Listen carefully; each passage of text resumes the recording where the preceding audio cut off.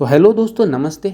आज हम लोग रिव्यू करने वाले हैं बेवॉन सस्पेंशन का, जिसमें आपको मेनली मिल जाता है मल्टीविटामिन्स, मल्टी मिनरल्स तथा एंटीऑक्सीडेंट्स। दोस्तों, ये जो 158 रुपीज़ में मुझे पैक आया है, इसका जो है कंपोजिशन वो 200 ml मुझे मिला है। 200 ml 158 रुपीज़ में मिला है। किसी साइट से अगर आप परचेस करते हो तो हो सकता है उसमें थोड़ा सा डिस्काउंट भी आपको मिल जाएगा। अगर मेन इसके कंपोजिशंस के बारे में बात किया जाए तो आपको मिलेगा zinc as a gluconate USP, जहाँ से आपको मेनली एंटीऑक्सीडेंट्स जो है बहुत अच्छी तादाद में मिल जाते हैं। इसमें मैग्नीज़ है, इसमें क्रोमियम है, सेलेनियम है। तो ये जो चीज़ें हैं दोस्तों, ये आपके बॉडी में, आपके बच्चे के बॉडी में काफ़ी अच्छी तरीके से काम करते हैं, जहाँ से उनकी बॉडी जो है उनकी रेजिस्टेंस पावर तो बढ़ती है, साथ ही साथ में जो इन्फेक्शंस वगैरह उनको होते हैं वहाँ पे भी उनकी बॉडी सर्वाइव कर जाती है। दोस्तों, हम आजकल देखते हैं कि हमारे जो छोटे बच्चे हैं उनका ध्यान खाने पीने में नहीं रहता है, और उस जगह पर उनका जो ध्यान है वो खेलने में ज़्यादा रहता है। और ऐसे में उनके शरीर को जो है वो मेन कॉन्स्टिट्यूशंस लगते हैं जो बॉडी को बिल्डअप होने में, उनका ग्रोथ होने में वो मिलता नहीं है, उनका एपेटाइट भी अच्छा रहता नहीं है। तो इसमें जो एल लाइसिन इसमें घटक जो यूज़ किया गया है वो इम्प्रूव करता है उनके एपेटाइट को, उनके ग्रोथ रेट को इम्प्रूव करता है, जो पे हमारे पुअर इन्फेंट्स होते हैं, हमारे जो छोटे बच्चे होते हैं। उसके बाद में उनका जो ब्रेन फंक्शन होता है उसको भी बढ़िया तरीके से ये जो सिरप है, सस्पेंशन है, वो इम्प्रूव करता है ब्रेन फंक्शंस को, और बेनिफिट्स करता है विटामिन जो बी है वो उसको देकर, आयरन जिंक जो होता है उसको देकर। ये जो होता है हमारे बॉडी को नॉर्मल कॉग्निटिव फंक्शन को जो होता है वो इम्प्रूव करता है। दोस्तों, आप मल्टीविटामिन्स जो होते हैं वो ऑन अ रेगुलर बेसिस पे भी आप यूज़ करते हो। अगर आपके बॉडी में स्ट्रेस रहता है, नींद अच्छी तरीके से आती नहीं है, या फिर जो एक्सरसाइज है उसमें भी कमी रहती है, आपके वर्कआउट जो होता है वो होता नहीं है क्योंकि लाइफस्टाइल ही वैसी है, तो उस जगह पर रेगुलरली भी अगर आप मल्टीविटामिन्स लेते हो तो आपके बॉडी को जो है, आपके बॉडी के फाउंडेशन को वो इम्प्रूव ही करता है। दोस्तों, इस बेवॉन में जो है कैप्सूल्स भी आते हैं जो कि एक एंटीऑक्सीडेंट की तरीके से एक्ट करते हैं। वहाँ पे आपके न्यूट्रिशनल सप्लीमेंट्स जो होते हैं वो यूज़ होते हैं कार्डियोवास्कुलर डिसीजेस के लिए।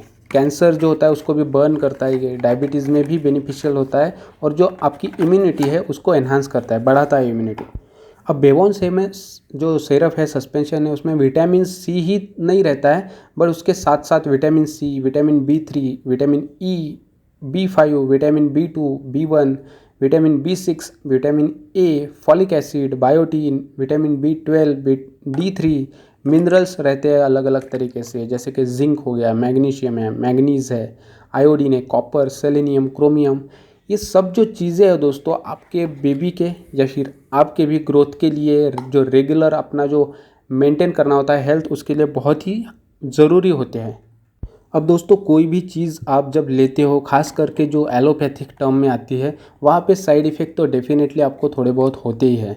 तो बेवॉन में भी आपको देखा जाएगा कि फीवर थोड़ा सा आ सकता है, कहीं पे नौशिया हो सकता है, स्टमक जो है पेट में थोड़ा सा गड़बड़ हो सकती है, डायरिया टाइप के सिम्टम आ सकती है, रेनल डिस्फंक्शन हो सकता है, हार्ट बर्न मतलब सीने में एकदम जलन सी होना वैसा हो सकता है, एलर्जिक रिएक्शन हो सकती है स्किन के ऊपर, जैसे रैशेस आ जाना, या फिर वोमिटिंग भी कुछ केसेस में हो सकती है।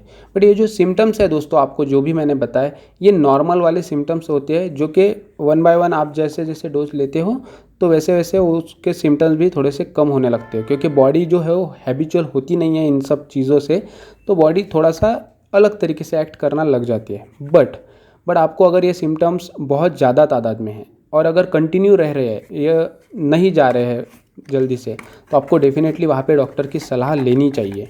सिम्टम्स है बट ये जल्दी से चले जाते हैं, अगर जाते नहीं है बहुत देर तक, तो डॉक्टर की सलाह डेफिनेटली लेनी चाहिए। अब इसको शुरू करने से पहले भी आपको थोड़ा सा डॉक्टर से कंसल्ट कर लेना चाहिए। अगर से आपके कोई फैमिली फिजिशियन है, उनसे कॉल कर कर भी आप पूछ सकते हो, क्योंकि क्या होता है, आपका कोई ऑपरेशंस अगर हुआ रहता है, उसमें आपके कोई मेडिसिन शुरू है, जैसे कि आप अगर डायबिटिक पर्सन हो, रेगुलरली कोई डोज ले रहे हो मेडिसिन का, अगर से आपका छोटा बच्चा है जो कि फ़िलहाल अच्छे खासे जो फीवर हो गया या फिर कोई भी तरीके का रोग हो गया उससे निकला है, और अगर से आप ब्रेस्ट फीडिंग मदर हो, आप प्रेग्नेंट पर्सन हो, वहाँ पे इसको शुरू करने से पहले आपको डॉक्टर की सलाह एक बार लेनी चाहिए। डायरेक्टली शुरू करने से वो बेहतर रहता है, क्योंकि क्या होता है, हम डोज को मेंटेन नहीं कर पाते हैं। हमारा जो अदर मेडिसिन्स होता है उनमें और इसको लेने में लगभग 1 घंटे का तो गैप होना चाहिए। ऐसा अगर मेंटेन नहीं कर पाते हैं तो थोड़े से साइड इफ़ेक्ट और बढ़ जाते हैं। तो अगर ब्रेस्ट फीडिंग मदर है, बच्चों को दूध पिला रहे हैं या फिर प्रेग्नेंट वुमेन है, उनको तो ज़रूर एक बार डॉक्टर से पूछना चाहिए, मन से नहीं लेना चाहिए। खास करके अगर आपको कोई मेडिसिन चालू है तब भी पूछना चाहिए, क्योंकि डॉक्टर की सलाह लेना ऐसे केसेस में अच्छा रहता है। But on a regular basis अगर आपका बच्चा तंदुरुस्त है या फिर उसको कुछ प्रॉब्लम वैसे तो नहीं है, बट चिड़चिड़ करता है, खाता पीता नहीं है, खेलने में ज़्यादा ध्यान है, उसको हजम नहीं होता है खाना, एपेटाइट उसका अच्छा सा नहीं है, वीकनेस थोड़ा सा दिख रहा है, ऐसे केसेस में बियॉन का जो है डोज चालू कर सकते हो। और वहाँ पे आपको करना इतना ही है कि 1 चम्मच खाली, लगभग 5 से 10 ml के बीच में 1 चम्मच ही आपको इसको रेगुलर बेसिस पे यूज़ करना है खाना खाने के बाद में। और इसको एक ही बार दिन में यूज़ करना है। एक चम्मच खाना खाने के बाद में एक ही बार दिन में यूज़ कर सकते हो आप, बच्चे को भी दे सकते हो। बट बच्चा आप ये देखिएगा कि 1 साल से ऊपर का है, 1-2 साल के बीच में, तभी आप देखिए। अदरवाइज़ छोटे बच्चों को डायरेक्टली ना दीजिए, वहाँ उन केसेस में डॉक्टर की सलाह के साथ ही काम कीजिए। क्योंकि कैसा होता है, जब बच्चा 2 साल के आसपास चला जाता है, वैसे में हम लोग एक्सपेक्ट करते हैं कि उसने रेगुलर की जो चीज़ें हैं जो हम लोग खाते हैं वो उसने खाना चाहिए और वहीं से उसको काफ़ी चीज़ें मिलनी चाहिए।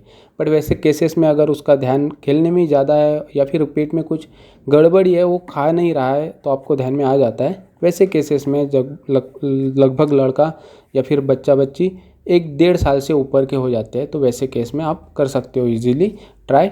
और कुछ सिम्टम्स अगर ज़्यादा ही दिखाई देते हैं, जैसे कि स्टमक अपसेट, पेट में गड़बड़, डायरिया टाइप के सिम्टम, नौसिया, हल्का सा बुखार आ जाना, वोमिटिंग, एलर्जिक रिएक्शन, तो वैसे केस में वैसे तो हल्के से क्लियर हो जाते हैं वो टाइम के साथ में, बट अगर परसिस्ट रहते हैं काफ़ी देर तक, तो डॉक्टर की सलाह डेफिनेटली वहाँ पे लीजिए। तो ये था मेरी तरफ से एक छोटा सा रिव्यू इसके बारे में।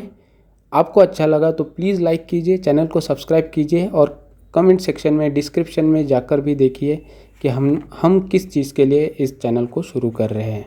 तो हैव अ गुड डे दोस्तों। जय हिंद, वंदे मातरम।